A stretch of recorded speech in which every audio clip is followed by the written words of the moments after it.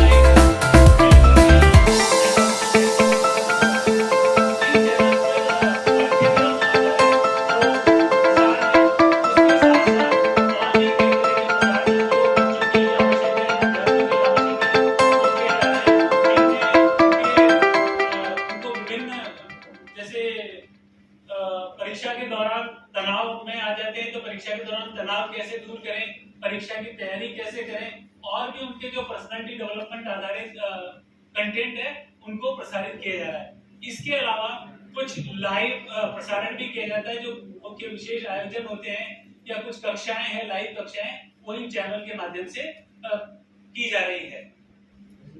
अब इन चैनल के लिए जो कंटेंट निर्माण का कार्य था वो सभी शिक्षकों के माध्यम से हो रहा है। जब चैनल प्रारंभ हुए तो राज्यों के पास बहुत ही कम कंटेंट था उनके द्वारा बनाया हुआ।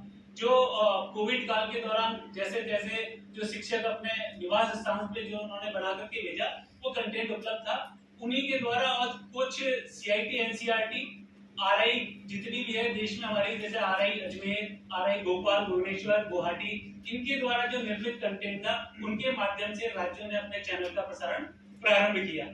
धीरे धीरे राज्यों ने अपने कार्यक्रम भी, अपने कंटेंट बनाना प्रारंभ किया, लेकिन एक एक्सपर्ट के रूप में हमारे कंटेंट निर्माता नहीं थे और ना ही हम इतने एक्सपर्ट थे। समय समय पर सीआईटी और एनसीईआरटी द्वारा नोडल ऑफिसर्स को प्रशिक्षित करके और कुछ हमारे रिसोर्स पर्सन को प्रशिक्षित करके इस कार्यक्रम को हम आगे बढ़ाने लगे। धीरे धीरे राज्य अपने कंटेंट बनाने लगा। और महोदय, मैं अवगत कराना चाहूंगा कि इन पीएमई पीटीए चैनल की जो रैंकिंग है प्रदेश भर के राज्यों की, तो राजस्थान लगातार नंबर 1 पर बना रहा। अभी कुछ दिनों से कुछ ऐप जो पीएमई विद्या इंस्टॉल है उसके कारण थोड़ा सा हम अभी चौथे से 5वें पायदान पर हैं, जो रैंकिंग एनसीईआरटी, सीआईटी द्वारा और बाइजैक द्वारा की जाती है। इसी प्रकार दीक्षा में भी जो एनर्जाइजेस टेक्स्ट बुक्स हैं उन पे भी कंटेंट कोरेंट एक्सेस के तहत पीएमई विद्या का अवेलेबल कराया जा रहा है, उपलब्ध कराया जा रहा है। और पीएमई विद्या में भी राजस्थान प्रारंभ में टॉप 5 स्टेट में और अभी लगभग 10 स्टेट में बना हुआ है जो टॉप के हैं। और बिल्कुल एनसीईआरटी, सीआईटी और जो रीजनल कॉलेज है यहाँ के, इनकी मदद से, क्योंकि पूर्व में भी हमने दीक्षा हेतु कंटेंट निर्माण के लिए इसी क्षेत्रीय शिक्षा संस्थान के लैब और स्टूडियो का उपयोग करके कंटेंट निर्माण किया।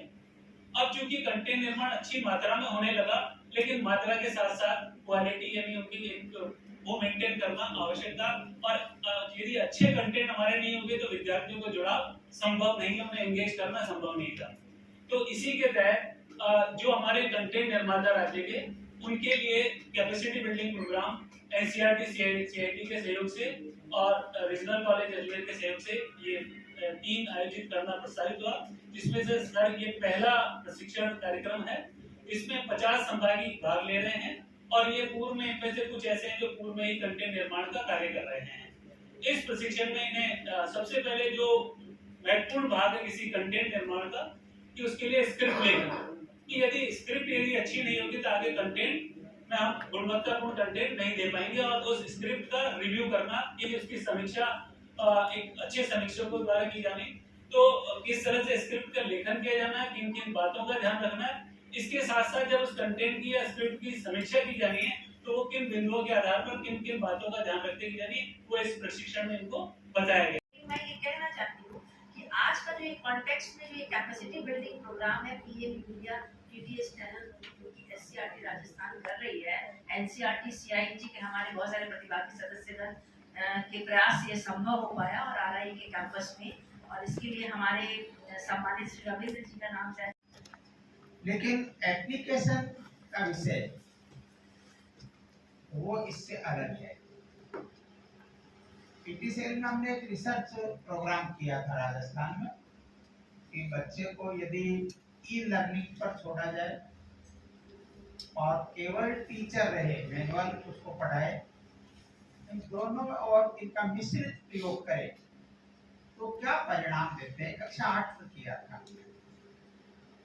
उसके परिणाम ये थे कि अगर मिक्स किया जाता है, नहीं ये जो इंस्ट्रूमेंट है इसके पीछे काम करने वाला जो अध्यापक है उसका जब तक बच्चों के साथ में इंटरेक्शन नहीं होता तब तक ये जो है ये लाभप्रद भी है और खतरनाक भी है।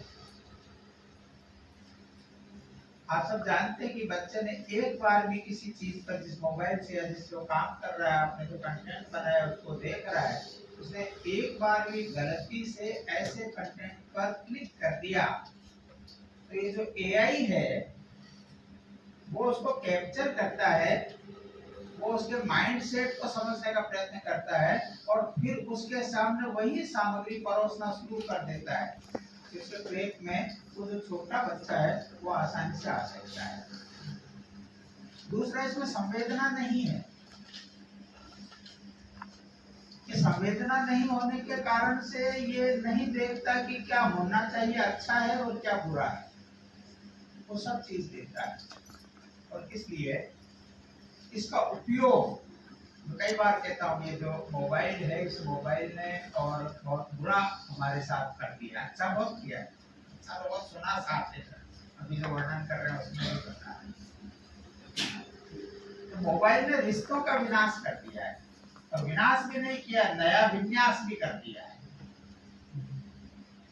मोबाइल ने रिश्तों का ऐसा किया विनाश, पड़ोसी दूर हुए दूर के पास।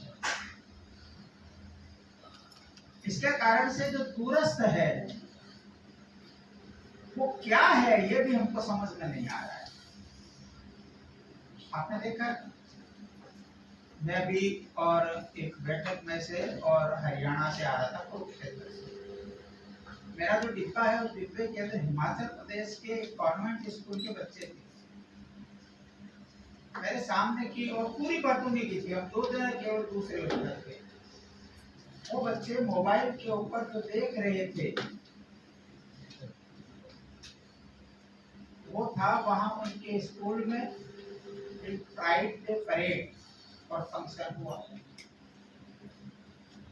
प्राइड डे परेड क्या है आप इसमें बता सकते हैं?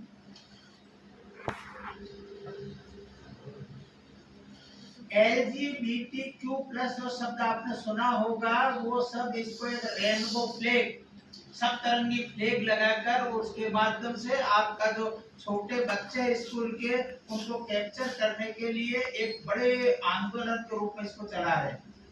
बच्चा कहाँ जाएगा? हम केवल और ई लर्निंग की कंटेंट की बात कर रहे हैं। ई लर्न क्या कर रहा है? अनलर्न है कि लर्न है? वो कहाँ से सीख रहा है? सब ये उसी से सीख रहा है, वो जो कंटेंट उपलब्ध है उसी से सीख रहा है। इसलिए केवल मात्र ये दायित्व हमारा इसके माध्यम से उसका प्रशिक्षण करना, उसको नया ज्ञान देना, उसकी समझ बढ़ाना, इतना ही नहीं है। ये विषय के संबंध में तो हमने कर लिया, लेकिन इतने से नहीं काम होने वाला है। इसलिए कहा कि शिक्षक की आवश्यकता रहती है।